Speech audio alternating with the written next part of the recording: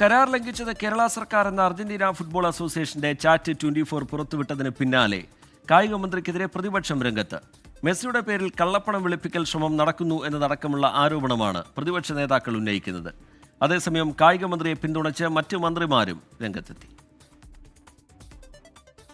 Argentine ടീമിന്റെ കേരളത്തിലേക്കുള്ള വരവ് കയ്യാലപ്പുറത്തായതോടെ Messi is missing എന്നാണ് KPCC പ്രസിഡന്റ് സണ്ണി ജോസഫിന്റെ പരിഹാസം. Messi is missing. കേരള സർക്കാരിന്റെ ഗുരുതരമായ വീഴ്ചകൾ, അവകാശവാദങ്ങൾ പൊളിഞ്ഞിരിക്കുന്നു. മെസ്സി ഇല്ലയിൽ മന്ത്രി ഇറങ്ങി കളിക്കട്ടെയെന്ന് രമേശ് ചെന്നിത്തല.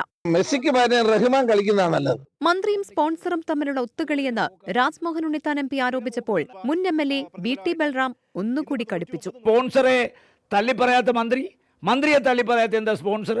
അപ്പോൾ ഒരു നുഖത്തിൽ വെച്ച് കെട്ടാവുന്ന രണ്ടുപേരാണ് ഈ സ്പോൺസറും മന്ത്രിയും.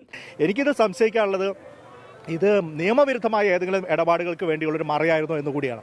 ഇതിനിടെ കായിക മന്ത്രി അബ്ദുറഹ്മാന് പിന്തുണയുമായി മന്ത്രിമാരായ V ശിവൻകുട്ടിയും ഗണേഷ് കുമാറും രംഗത്തു വന്നു. മെസ്സി വരുന്നില്ലെങ്കിൽ ആ കാശ് ഉപയോഗിച്ചുകൊണ്ട് ഒരു 100 കോടി രൂപ മുടക്കി നമുക്കൊരു കേരളത്തിലാകെ ഒരു 100 സ്റ്റേഡിയം നിർമ്മിച്ചിട്ടാൽ അത് നമ്മുടെ കുട്ടികൾക്ക് കളിക്കാനും എന്നും മെസ്സിയുടെ പേരും കൂടെ വേണമെങ്കിൽ കൊടുക്കാം. ഒരു മിനിസ്റ്റർ എന്നുള്ള നിലയിൽ കേരളത്തിലെ ജനങ്ങളുടെ ആഗ്രഹങ്ങൾക്ക് വേണ്ടി ശ്രമിക്കാതിരിക്കും തെറ്റല്ലേ?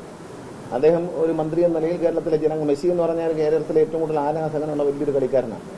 അദ്ദേഹത്തെ ഒന്ന് കാണാൻ അദ്ദേഹം ഗൾഫിൽ വന്നിട്ട് പോലും ഭയങ്കര തിരക്കായിരുന്നു. ഒന്ന് ദൂരെ ഒന്നും പോലും കാണാൻ പറ്റില്ല. അതേസമയം മെസ്സി വരുമെന്ന് പറഞ്ഞ് ഫുട്ബോൾ ആരാധകരെ കബളിപ്പിച്ചുവെന്ന് ആരോപിച്ച് കോഴിക്കോട് ബീച്ചിൽ പ്രതിഷേധ ഫുട്ബോൾ നടന്നു. KPCC ദേശീയ കായികവേദിയുടെ നേതൃത്വത്തിലായിരുന്നു പ്രതിഷേധം. വിവിധ ബ്യൂറോകൾക്കൊപ്പം സ്പോർട്സ് ഡെസ്ക് 24. ലോകത്തെവിടെയായാലും ഏത് സമയത്തും 24 വാർത്തകളും ഓഗ്മെന്റഡ് റിയാലിറ്റി പാക്കേജുകളും എക്സ്പ്ലെയിനറുകളും വിശദമായി കാണാൻ ഞങ്ങളുടെ YouTube ചാനൽ നിങ്ങൾക്ക് സബ്സ്ക്രൈബ് ചെയ്യാം.